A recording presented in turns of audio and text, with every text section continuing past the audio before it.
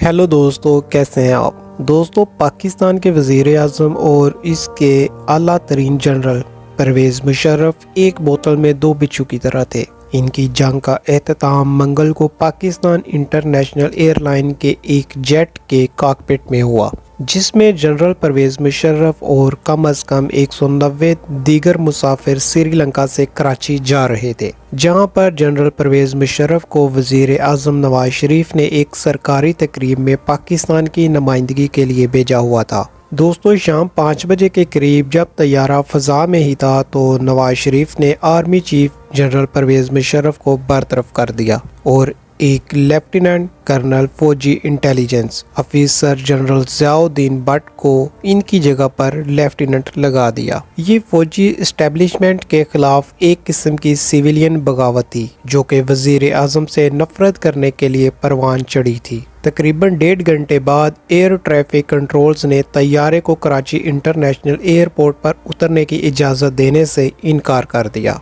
1 घंटे से ज़्यादा वक्त तक तैयारा चक्कर लगाता रहा और इसका ईंधन बहुत कम रह चुका था और इसके पायलट को तबाही का भी अंदेशा था, लेकिन ये चंद मिनटों के ईंधन के साथ ही करीबी एयरपोर्ट पर उतारा गया और चंद ही घंटों में जनरल परवेज़ मुशर्रफ पाकिस्तान पर काबिज हो गए। PIA की कमर्शियल परवाज को कराची में उतरने की इजाज़त नहीं दी गई थी, लेकिन ईंधन की शदीद किल्लत के बावजूद और तमाम मुसाफिरों की जिंदगियों को खतरे में डालने के बावजूद इसे पाकिस्तान से बाहर किसी भी तरफ मोड़ देने का हुक्म दिया गया था। जनरल परवेज़ मुशर्रफ ने सुबह 3 बजे एक मुख्तसर टेलीविजन खिताब में कहा, अल्लाह का शुक्र है कि फ़ौज की तेज़ रफ्तार कार्रवाई से इस शैतानी मंसूबे को नाकाम बना दिया गया है। दोस्तों, श्रीलंका से PK-805 फ्लाइट मंगल की शाम 6:30 पर उड़ी। ये फ्लाइट तकरीबन 5.5 घंटे की थी। कराची के करीब और इसके पायलट कैप्टन सरवत के पास इतना ईंधन नहीं था कि वो तकरीबन 1 घंटा चल सके।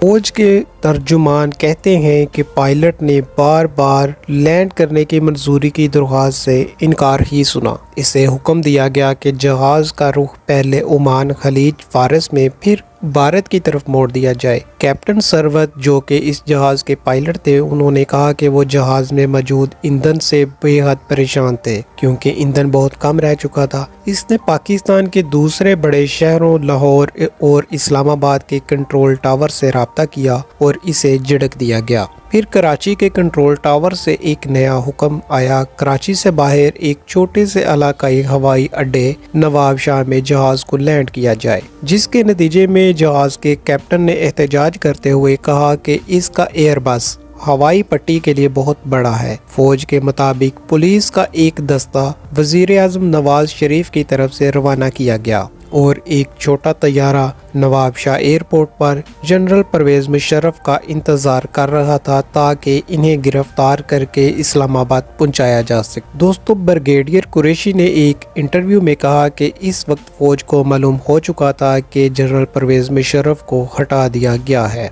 फौज के मुताबिक जनरल परवेज़ मुशर्रफ अपने जहाज के कॉकपिट में गए और पायलट की मदद से खलीज फारस में यानी कि दुबई के जरिए कराची में फौज के कोर कमांडर लेफ्टिनेंट को मदद के लिए कॉल भेजी, जिनका नाम मुजफ्फर उस्मानी था। जनरल मुजफ्फर उस्मानी और एक कमांडो टीम ने कराची एयरपोर्ट की तरफ दौड़ लगाकर टावर का कंट्रोल संभाल लिया। ब्रिगेडियर कुरैशी ने कहा कि तैयारा 7 मिनट के ईंधन के साथ नवाब शाह एयरपोर्ट पर उतरा। इसके बाद फौजियों ने इस्लामाबाद में सरकारी टेलीविजन स्टेशन पर कब्जा किया और वज़ीर आज़म की रिहाइशगाह को भी घेरे में ले लिया। इन्होंने बैनुल अक़वामी हवाई अड्डों यानी कि एयरपोर्ट पर कब्जा कर लिया और बैनुल अक़वामी फ़ोन लाइन्स भी काट दी और जल्द ही टेलीविज़न पर दोबारा ऑन एयर हुए और क्लासिक बगावत के साउंड ट्रैक, फौजी मौसीकी, फौजी परेड के ओवर ट्रैक शुदा फुटेज नशर कर दी। वज़ीर आज़म नवाज शरीफ और इनकी हुकूमत गिरने पर एक गोली भी नहीं चलाई गई थी। फौज की कार्रवाइयों पर तेजी से यकीन जाहिर करता है कि बगावत कई हफ्तों से जारी थी। दर हकीकत फौजी हुकाम के मुताबिक जनरल परवेज़ मुशर्रफ की सरबराही में जॉइंट चीफ्स ऑफ स्टाफ और इलाकाई कोर कमांडर ने 18 सितंबर, 21 सितंबर और 23 सितंबर को मुलाकात की اور اس بات پر تبادلہ خیال کیا کہ اگر وزیر اعظم نواز شریف فوج کے خلاف حرکت کرتے ہیں تو کیا کرنا چاہیے۔ ایک پاکستانی فوجی تجزیہ کار اور شیریں مزاری نے کہا کہ یہ قطعی طور پر کوئی راز نہیں تھا کہ نواز شریف کے فوج کے بارے میں کیا ارادے ہیں۔ انہوں نے مزید کہا کہ آرمی چیف باخبر تھے، اس قسم کی حرکت متوقع تھی اور میرا اندازہ ہے کہ اس کے پاس اس کے لیے کوئی ہنگامی منصوبہ بھی تھا۔ پاکستانی حکام اور سیاستدان ایک ماہ سے زیادہ عرصے سے واشنگٹن کو بغاوت کے امکانات کے بارے میں بتا رہے تھے اور محکمہ خارجہ نے 21 ستمبر کو پاکستان کی فوج کو ایک انتہائی غیر معمولی انتباہ جاری بھی کیا تھا اور انہیں کہا کہ وہ اپنی بیرکوں میں ہی رہیں